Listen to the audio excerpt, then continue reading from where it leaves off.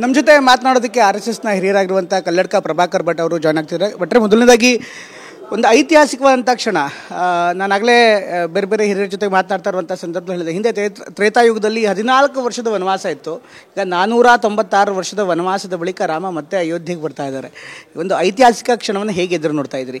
ಸಂಘದ ಕೊಡುಗೆ ಸಾಕಷ್ಟಿದೆ. ತಾವು ಕೂಡ ಕರಸೇವೆ ಸೇರಿದಂತೆ ರಾಮನ ಆಂದೋಲನದಲ್ಲಿ, ರಾಮ ಮಂದಿರದ ಆಂದೋಲನದಲ್ಲಿ ತೊಡಗಿಸ್ಕೊಂಡವರು, ಸಿಂಗಾಲ್ ಅವ್ರ ಜೊತೆ ಕೆಲಸ ಮಾಡಿದವರು. ಈ ಒಂದು ಸಂಭ್ರಮವನ್ನು ತಮ್ಮ ಜೀವಿತಾವಧಿಯಲ್ಲಿ ಆಗತ್ತೆ ಅನ್ನುವಂಥ ದೃಢ ಸಂಕಲ್ಪ ಇತ್ತ? ಖಂಡಿತ ಇತ್ತು ಆಗುತ್ತೆ ಅಂತ ಹೇಳುವಂಥದ್ದಿತ್ತು.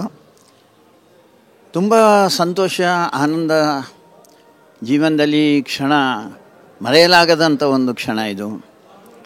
ಭಾರಿ ದೊಡ್ಡ ಒಂದು ಹೋರಾಟ ನಮ್ಮ ಹಿರಿಯರು ಮಾಡ್ಕೊಂಡು ಬಂದರು. ಯಾವ ದಿನದಿಂದ 1528ರಲ್ಲಿ ಆ ಬಾಬರೇನದನ್ನು ಕೆಡವ ಕಾಲದಿಂದ ಮೊನ್ನೆ 1947ರವರೆಗೆ, ಆಮೇಲೆ ಅಲ್ಲಿಂದ ಮುಂದೆ ಸ್ವಾತಂತ್ರ್ಯ ಸಿಕ್ಕಿದ ನಂತರ ಮೊನ್ನೆವರೆಗೆ ಒಂದು ದೊಡ್ಡ ಹೋರಾಟ ಇದು. ಲಕ್ಷಾಂತರ ಜನರ ಬಲಿದಾನ ಆಗಿದೆ. ಸೊ ಬಲಿದಾನ ಹಾಗೆ ನಿಷ್ಪ್ರಯೋಜಕವಾಗಿ ಆಗೋಲ್ಲ. ಯಾಕೆಂದರೆ ಒಳ್ಳೆಯ ಕೆಲಸಕ್ಕೆ ಒಂದು ಮಾಡಿದ್ದು ಅದಕ್ಕೆ ಫಲ ಸಿಗುತ್ತೆ. ಅವಧಿ ಏನು ಅಂತ ಹೇಳುವಂಥದ್ದು ಒಂದು ಪ್ರಶ್ನೆ ಇರುತ್ತೆ ಅಷ್ಟೇ. ಅದು ವ್ಯರ್ಥವಾಗಿ ಹೋಗೋಲ್ಲ. ಇಡೀ ನಮ್ಮ ದೇಶದ ಇತಿಹಾಸನೇ ಹಾಗೆ.